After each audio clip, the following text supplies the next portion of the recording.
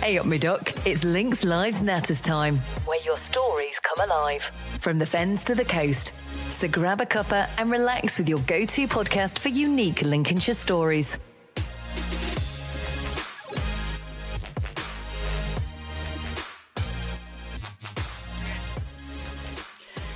Hello and welcome to another episode of the Links Live's Natters, the podcast where we share stories that matter from people living and working across Lincolnshire. We've got a really touching story today. I'm really happy to be doing this one.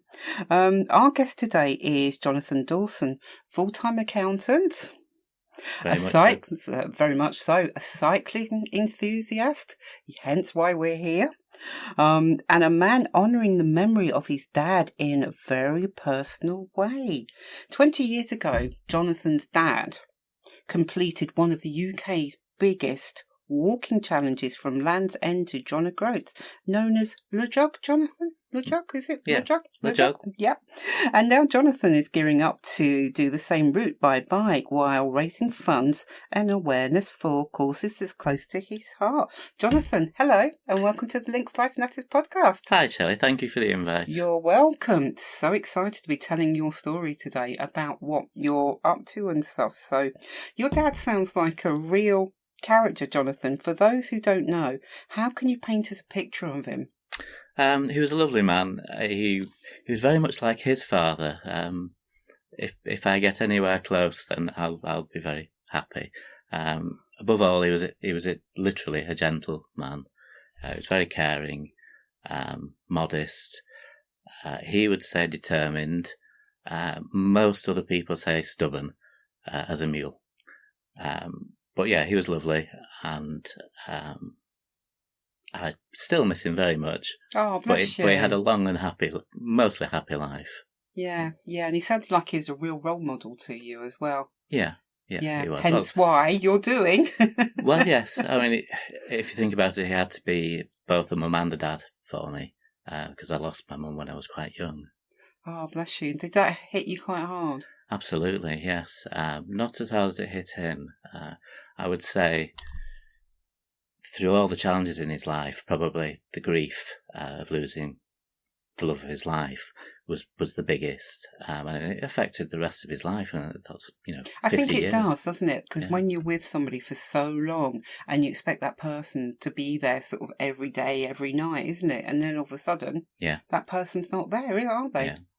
No, I mean, because she died of cancer, you do have that period of her being unwell to get used to the idea, but nothing really prepares you for it, does it? No, because when somebody's diagnosed with something, you think, yes, the inevitable probably is going to happen, and you think you've got that transition time but you don't, do you? Because it's still, I think it's quite simple that nothing does prepare you, however much you try and prepare.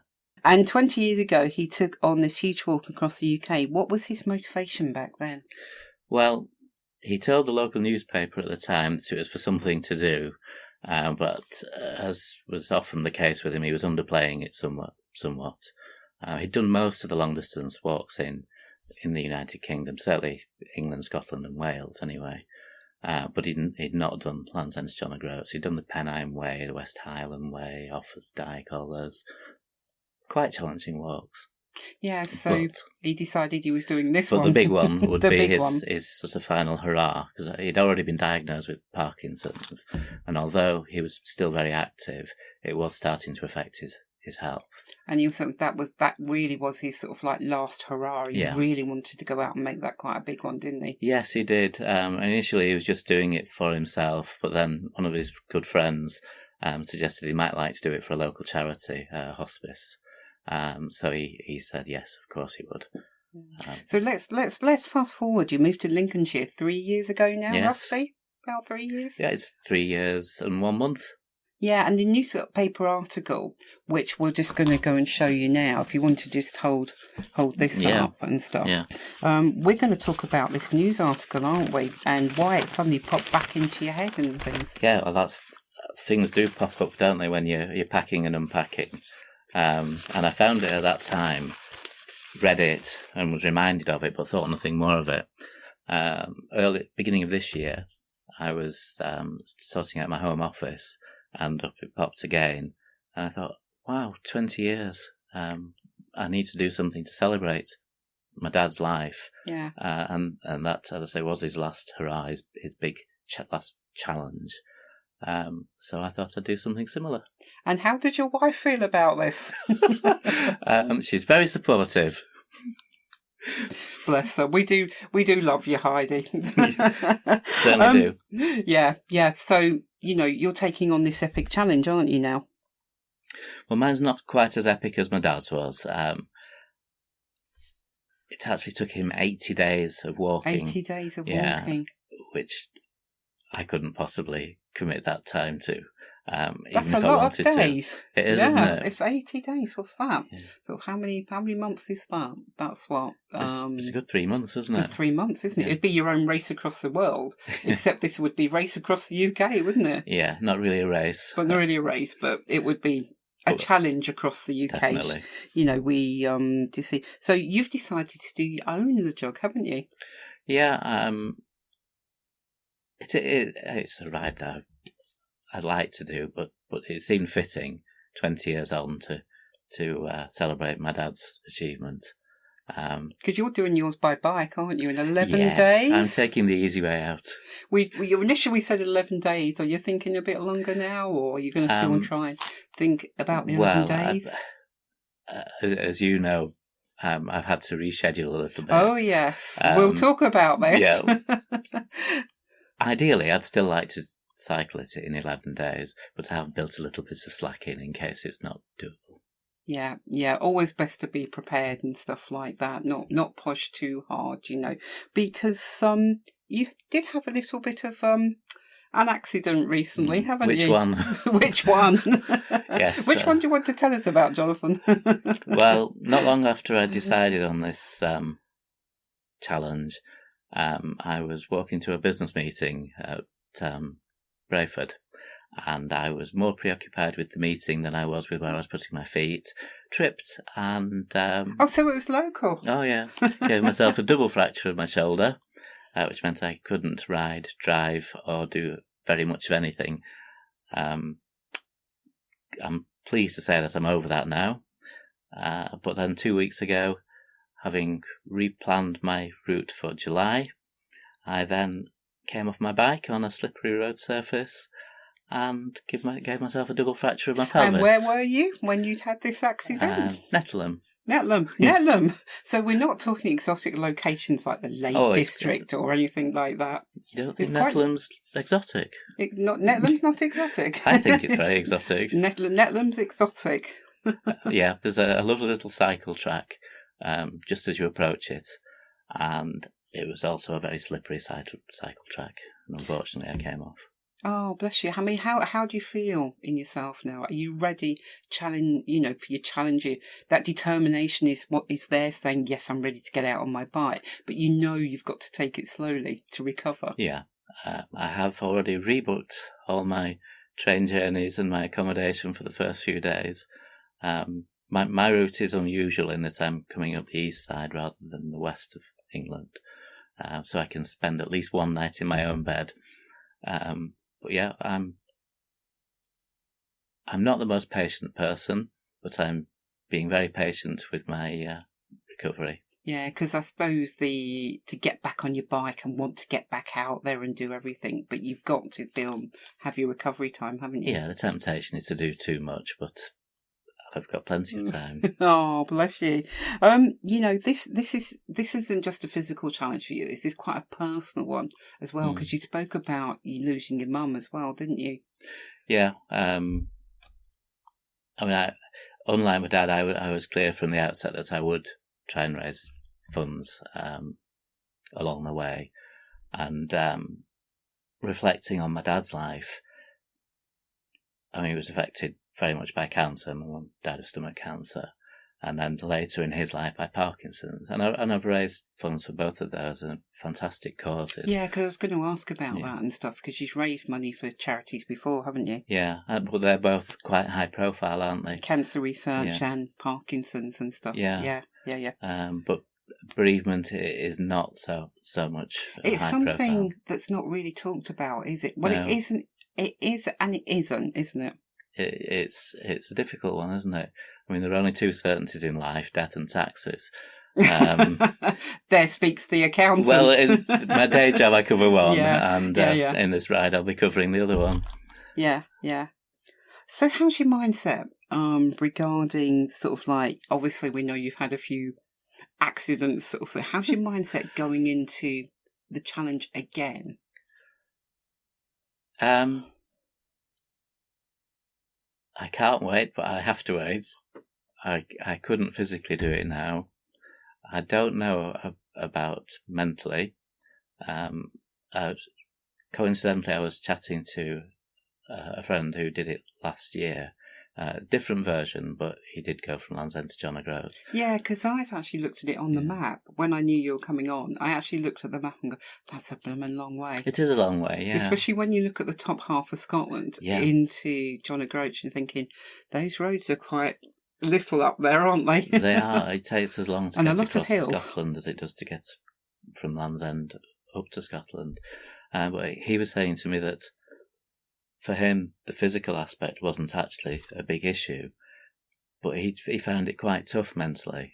And he was How in a many group. miles is it, Jonathan? Well, my version's about 1,100 miles.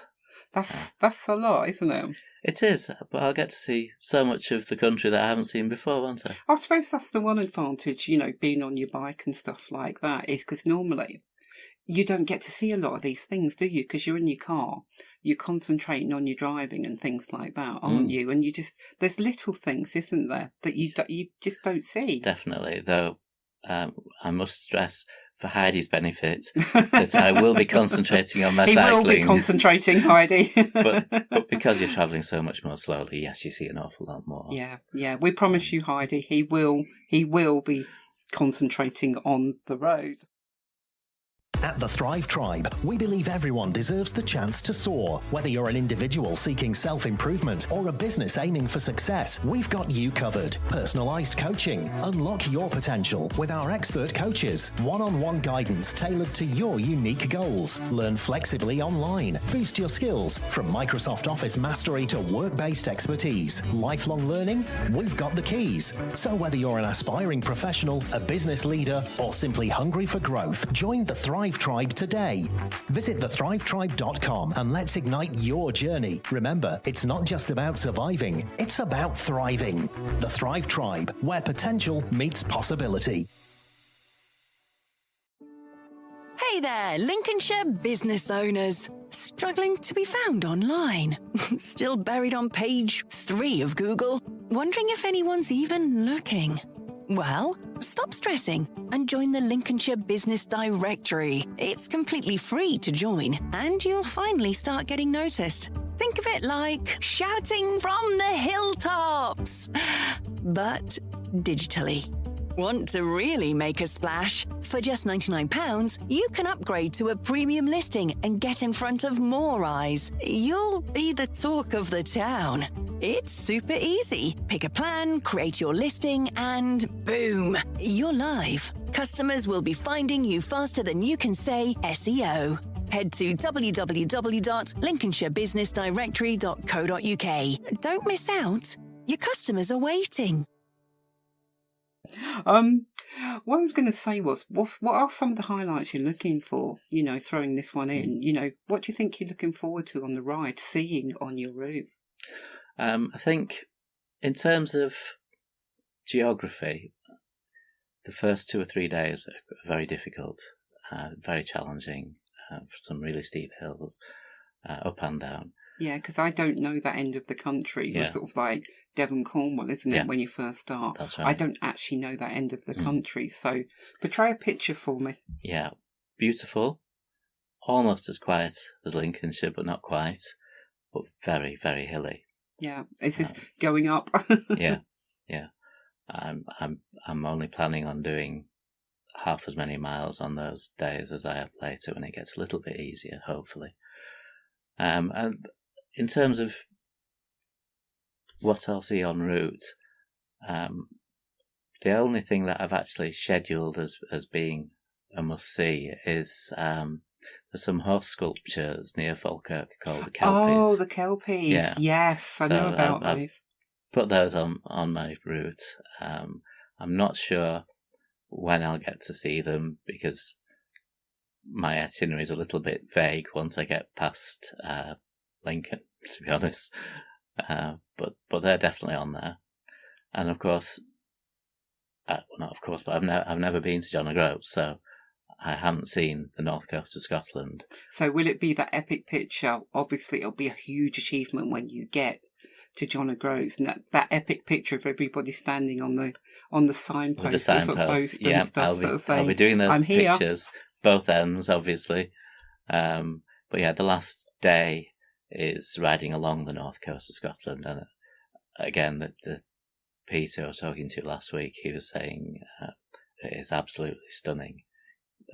Quite barren in places, but stunning nonetheless. Yeah, because when you look at a map and stuff like that, and you do look at that top half of Scotland, you're thinking, like I said to you about the roads, and it's sort of like parts of it up there are just barren, aren't they? Yeah. It's just heather. There is nothing there. There is nothing, not even so much as a well-known restaurant, or but we don't want them. It's sort of like it's just peaceful and quiet, isn't it? It looks really lovely, Jonathan. Where and saying that, we say about memories.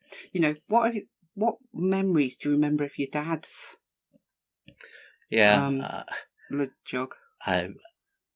My first memory of it was I dropped him off at Land's End, and that felt quite lonely. There were other people also setting off at the same time, but yeah, there was a degree of sadness and trepidation about how he'd get on. Do you think you were worried about him, sort of thing? Oh, of course I was. So you were doing what Heidi's doing? Yes, yeah.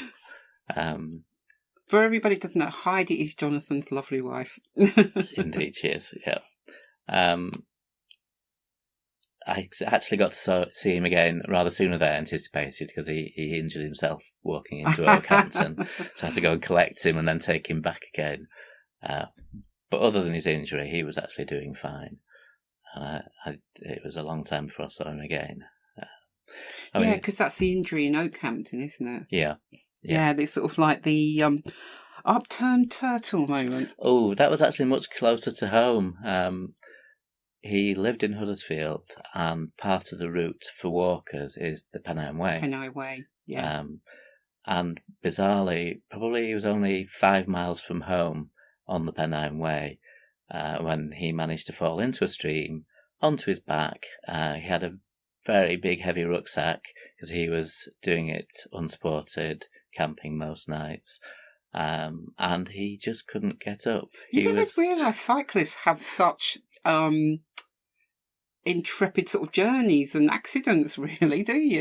It's not until you start talking to somebody that, well, I've had this accident and you've had that accident. Yeah. Because if you're not in, to cycling, you don't think about these things, do you? No. Perhaps my family are just inordinately accident prone. I'm not saying that, Jonathan. I'm not saying that. 58 years, the worst I've done previously was broken a toe, which I'm embarrassed to say I was drunk and dancing. And then in the last 4 months, I've had 2 double fractures. So when you get to the end of John O'Groats, it will be a huge achievement, won't it? Oh, massive, yeah. Absolutely massive and stuff. Let's get down to how people can support you. How can people get involved? Can they come and wave to you on the route? Can Absolutely. We donate money? Yeah, any support is welcome. I am coming back through Lincoln and Market Raisin, where I live, after I think it's scheduled to be day 5, and it's a long day, so I will be pretty tired by the time I get into Lincolnshire. So anyone saying hello, any words of encouragement, very welcome indeed. In terms of donating, obviously, great. On my pannier bags on my bike, I've got a QR code. So if we see you, we can scan the QR codes and stuff, and that'll take us direct to your site. And I should have a jersey with a QR code on the back as well. So cool. There's no escape. There's no escape. So even if you're riding if we're sort of riding along and it's sort of like, oh, we missed that, we can just QR your back. Yeah. I mean, the fundraising is important, but it's not really the main thing. the raising awareness is more important. Yeah. Because when my mum died, we weren't aware of any support. Crew's bereavement support were actually in existence all that time ago, which is 50 years ago. They did Wow. exist, but who knew? Yeah. Do you think it's still very much a taboo subject? People don't want to talk about it. They just sort of allow the emotions to go round in their head. Yeah, I don't think it's taboo. It's just difficult, isn't it? Difficult, yeah. For both the people who are grieving and for those around them. What do you say? When do you say it? There's no good time, is there? Because people always say, "Oh, I'm so sorry for your loss Yeah. and stuff." People don't know how, to have that conversation. Yeah. They'll sort of say, "Yes, I'm very sorry for your loss." They want to talk, but they can't. Doesn't go any further than that. And It's- conversely, when yeah. people ask you how you are, you just say, "Oh, I'm I'm fine, fine, thank you. Yeah. I think as British, we just do it, don't Yeah, we? We just, oh, yeah. I'm fine. And in your head, there's like a whole mix of emotions going Yeah. through your head, isn't there? Yeah. But as British, we just, I'm fine. Don't Yeah. worry about me. Well, actually, what you're thinking is, Yes, I'm a please have complete a chat. mess. Yeah, yeah. please I don't have know which way is up. Yeah, please have a chat with me. But I just don't know how, to have that conversation and stuff like that. What message do you hope people will take away from your ride? Whether they've lost someone or not. Well, to a certain extent, I've already had quite a surprise with the number of people who have got in touch, who have, a lot of them have donated, how they've said that they've struggled with losses, including astonishingly a number who lost a parent very young, and how much it affected them. So I suppose it's a lot of it is just being kind to each other. Yeah, because I actually lost both my parents in their 30s as well. Yeah. It's sort of like with my dad. My I've never actually spoken about this. My dad actually got cancer, and it started in his kidney, so he got the worst one first, unfortunately, and then it went to his stomach as well, and we lost him within 6 months. Wow. And then sort of a year later my mum went as well, so both of them went in quite quick succession. Yeah. But then I didn't think to have any grief counselling or anything like that, because I did the British thing. No, I'm fine, I can cope. But I still do think about them every day. You just can't help it. Yeah. Because there's sort of like an event comes up, or like for you, it was the newspaper clipping. It comes into your head. Yeah. Or you're just doing something and you think you'll tell them about it, and then of course you can't. Yeah. Well, you can, but not face to face anymore. Yeah. Do you think we're still uncomfortable? I know we've discussed this. The country is still sort of uncomfortable with discussing grief. Do you think we're getting better at it? No, and I'm not convinced that we've really progressed in terms of support in the intervening 50 years. Because until I actually looked into it, I didn't know what support was available. It's when something happens into your life, and you suddenly find yourself in this mix of different charities and things, because it's something that's come into your life, isn't it? It's an event, or something's happened to sort of make you look into. Yeah, I think it is generally when something directly affects you, isn't it? And you find yourself going into groups and thinking, I never would have imagined I'm going down this route and helping at this group and going to this. Yeah. I mean, one of the great things about Cruise, when I did decide that I was going to do it for bereavement support, was that they reached out to me to check whether I still needed any support. Isn't that amazing? I thought that was really good, yeah. Is that a local branch? No, it's a national organisation. They're based down south, but they do support the whole country. And they reached out to you. How did that make you feel, that they reached out to you? I was touched and impressed as well. Oh, that's amazing. So well done, Cruise, for reaching out to yourself and stuff like that. And finally, what do you think your dad would think of this endeavour you're taking on at the moment? He'd probably be as worried as I was when he did it. I hope that he would be proud of me following in his footsteps, not literally. And he probably wouldn't say a great deal. He'd just cross his fingers and hope for the best. Yeah, is that a man thing? Quite possibly. It's sort of like okay, son, yes, you're doing really, really well and stuff, and then...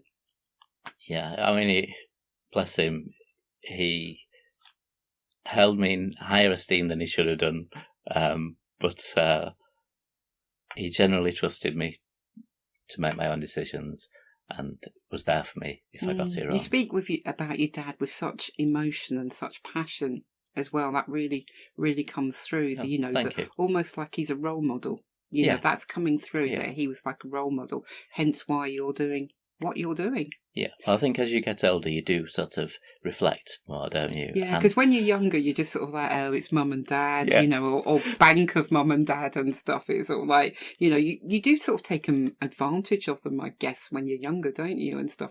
You know, and then, like you say, you get to a certain age, it's like, and when they're gone, you know, there's some conversations you really wish you'd had, wasn't there? Yes, I don't think you ever get to say everything you want to, but we did have some good chats as yeah. we both One got thing we older. haven't discussed is, do you have a new? Are you still originally going for the date you planned on, or have you put the dates back now? Or Well, my original plan would have had me back and done at the beginning of May.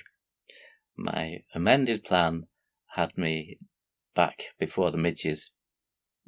oh yes, the come out midges in Scotland. Yeah. My new improved plan has me setting off the week after the August bank holiday, and I hope to be back in Lincolnshire on, well, I'll be back twice, but having completed it, back on the 11th.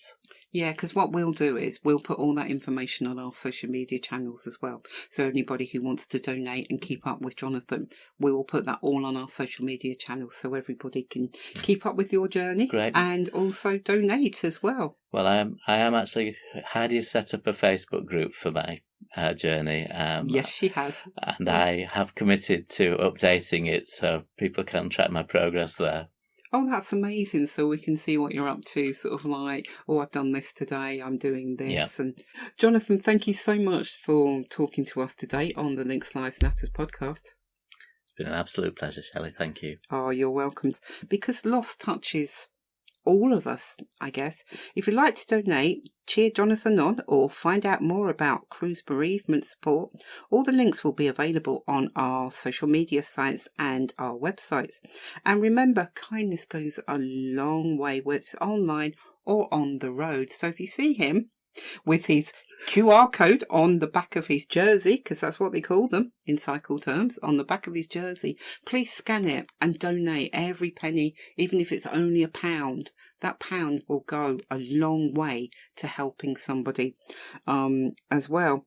Don't forget to subscribe to the Links Lives Matters podcast, where you get your podcast from. Also, you can watch from our website, linkslivesmatters.com. Thank you to my technical team. Thank you for helping me out today. Thank you so much also to the think tank for providing our studio today. And until next time, thank you for listening to the Links Lives Matters podcast. I've been Shelley.